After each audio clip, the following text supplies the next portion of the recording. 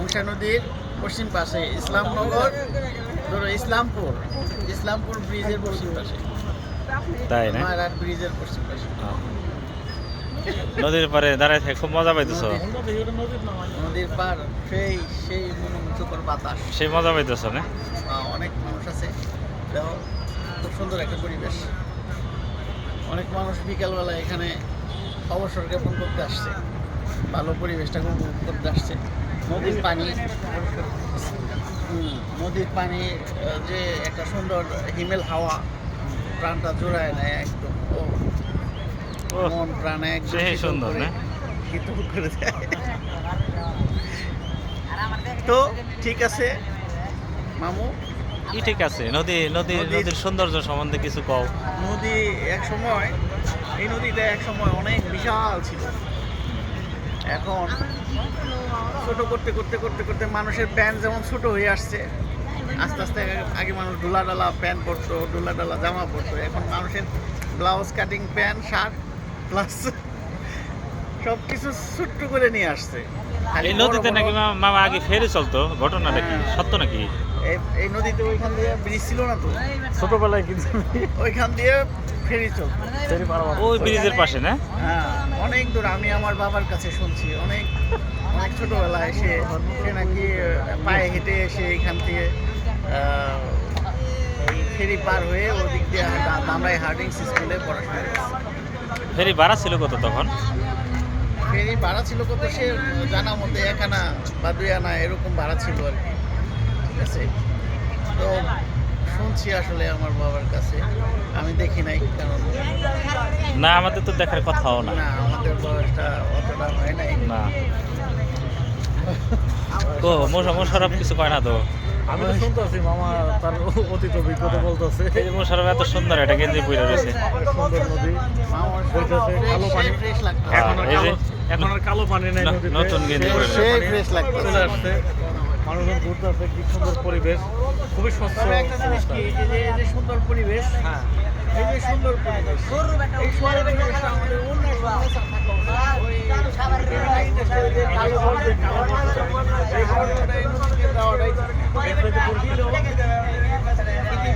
Set up করে পানি পরিষ্কার করে দেন হচ্ছে। তো তাতে বাংলাদেশের অনেক খনিজ সম্পদ, যেমন হচ্ছে মৎস্য সম্পদ আমাদের একদম বিলীন হয়ে যাচ্ছে।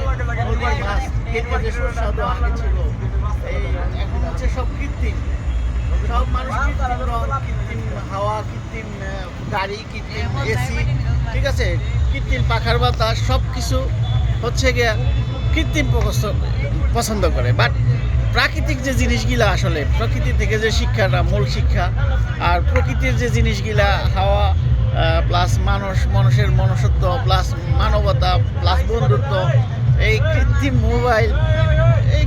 মোবাইল সব কিছু কৃত্রিম মানুষ ইউজ করতে বেশি পছন্দ করে। বাট প্রকৃতির মধ্যে মিশে দেখেন, অনেক শান্তি। প্রকৃতি আমাদের অনেক শান্তি দেয়, আল্লাহর দেয়া প্রদত্ত নিয়ামত, অস্বীকার করার কিচ্ছু নাই। তো ঠিক আছে, সবাই প্রকৃতিকে ভালোবাসেন, প্রকৃতিকে জানেন, চিনেন এবং প্রকৃতির মাঝে থাকেন, মানুষের মনুষ্যত্ববোধ বজায় রাখেন, মানুষের সাথে বন্ধুত্ব বজায় রাখেন। সব কিছু মিলে আসলে মানুষকে মানুষ হিসাবে আখ্যা দেন এবং মানুষকে মানুষভাবে হচ্ছে বন্ধুত্ব স্থাপন করেন। তাকে কৃত্রিম কোনো লেনদেন বা কোনো চাহিদা, দেনা পাওনা, এসব নিয়ে কি পাইলাম, কি হারাইলাম, এসব নিয়ে আসলে ভাবনার কোনো অবকাশ নাই। এটার ভাবতে ভাবতে দিন শেষ হয়ে যাবে, রাত শেষ হয়ে যাবে, বছর শেষ হয়ে যাবে, এমনকি জিন্দিগি শেষ হয়ে যাবে, বাট কিছুই পাবেন না। কিন্তু প্রকৃতিতে মিশে দেখেন অনেক কিছু পাবেন। অনেক ভালো থাকবেন, ঠিক আছে, সেই কামনা করে ভালো থাকবেন, সুস্থ থাকবেন। এই নদীর পরিবেশটা বর্ষার সিজনে অন্যরকম একটা পরিবেশ। এই যে যেমন যে এই প্রকৃতি প্রেমীরা, এই যে হচ্ছে নদীতে সেলু চলতেছে, তারা একটা ছোট্ট ভ্রমণে বের হয়েছে, তারা খুব